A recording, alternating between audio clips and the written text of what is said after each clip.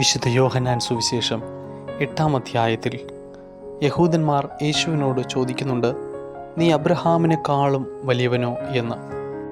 യേശു അവരോട് പറയുന്നുണ്ട്, ആമേൻ ആമേൻ, ഞാൻ നിങ്ങളോട് പറയുന്നു, അബ്രഹാം ജനിച്ചതിന് മുമ്പേ ഞാനുണ്ട് എന്ന്. ഈ വാക്കുകൾ കേൾക്കുമ്പോൾ ക്ഷുഭിതരായ യഹൂദന്മാർ യേശുവിനെ എറിയുവാൻ കല്ലെടുക്കുന്നുണ്ട്. അത് കാണുമ്പോൾ യേശു അവിടെ നിന്ന് മാറിപ്പോകുന്നതായി വചനത്തിൽ രേഖപ്പെടുത്തിയിരിക്കുന്നു. നമ്മുടെ ജീവിതാനുഭവങ്ങളും നമ്മെ പഠിപ്പിക്കുന്നുണ്ട്. ചില നേരങ്ങളിൽ ചിലയിടങ്ങളിൽ മാറി പോകേണ്ടുന്ന അനുഭവമുണ്ട് എന്നുള്ളത്.